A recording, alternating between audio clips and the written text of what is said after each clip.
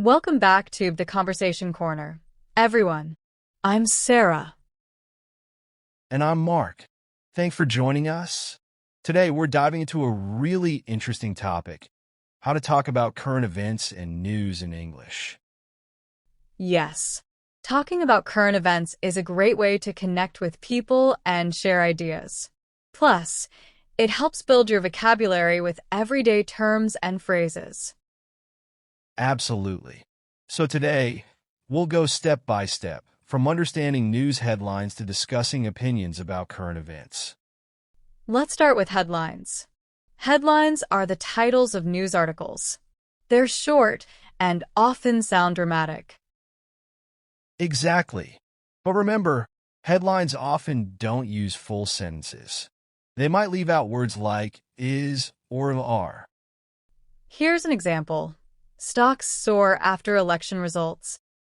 The headline doesn't say, stocks are soaring after the election results, but that's what it means. Right. Headlines save space by skipping words. So, if you're reading news in English, know that headlines might look different from regular sentences. A good practice is to try guessing the missing words to make sense of the headline. Let's try one more. How about new policy affects small businesses? Here, we could add in the missing words to make it the new policy is affecting small businesses. Understanding the structure can really help you read news more confidently. Now, let's move on to some essential news vocabulary.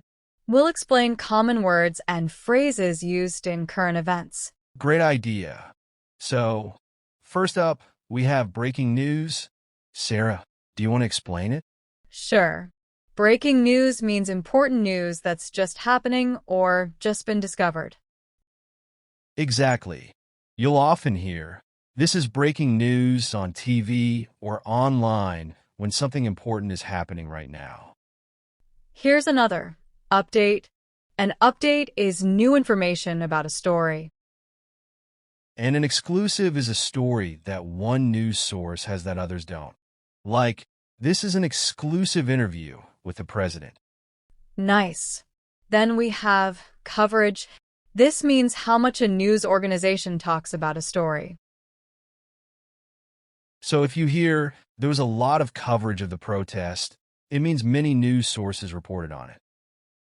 These are just a few terms, but knowing them will help you follow news stories more easily.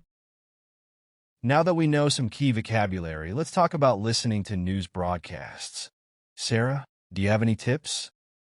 Yes.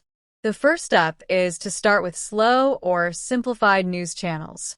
There are many online options that make it easier for English learners. That's great advice. And when you listen, focus on understanding the main idea instead of every single word. Exactly. News anchors usually speak quickly, so don't worry if you miss some words. Just get the main points. Here's a good way to practice. Try listening to a short news clip and then summarizing it in your own words. Even if it's just a few sentences, it helps solidify what you understood. I love that. And remember, it's okay to pause, rewind, and listen again. You're in control. Next, let's talk about reading news articles. This is a great way to improve vocabulary and reading skills. Definitely. Start by choosing articles that interest you. You'll be more motivated to read if the topic is interesting. Good point. And don't worry if you don't understand every word. Try focusing on the main idea and looking up only the most important words. Here's a strategy. Skim through the article first to get an idea, then go back and read it carefully. Yes. And don't forget to practice summarizing. After you finish reading, write down the main points in a simple sentence. All right, now let's talk about how to discuss news topics. Knowing how to share your opinion is a big part of having a conversation about current events. Yes. When discussing news, try starting with phrases like, in my opinion, or I think. This helps you share your thoughts clearly. Good advice. And if you're asking someone's opinion, you can say, what do you think about? Here's an example. In my opinion, working from home has a lot of benefits. Or you could ask, what do you think about remote work? That's perfect. Also, when talking about news, it's helpful to explain where you got your information. Say, I read that, or I saw on the news that. Yes. For example, I saw on the news that technology companies are growing fast. It makes your point more credible. Now, once you're discussing news with someone, you might want to agree or disagree with them. Absolutely. Here are a few phrases to express agreement. I agree. You're right. Or that makes sense. And to disagree politely, you could say, I'm not sure about that, or I see it differently. Here's an example. If someone says, I think social media has a positive impact, you could reply, I agree. It connects people. Or if you disagree, say, I see it differently. It can also be distracting. These expressions help keep the conversation respectful and constructive. Our last step is staying updated.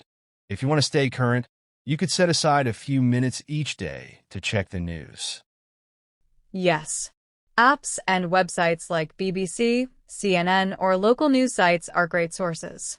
You don't need to spend hours, just a few minutes to see the main headlines. And for learners, there are apps specifically designed to provide news in simplified English, like News and Levels or Voice of America. Following social media accounts that post news updates can also be helpful. Just be sure they're from reliable sources. And that's it for today's episode. We hope you found this helpful for discussing current events and news. Thanks for listening. Remember to practice, stay curious, and keep up with what's happening in the world. See you next time for the podcasts.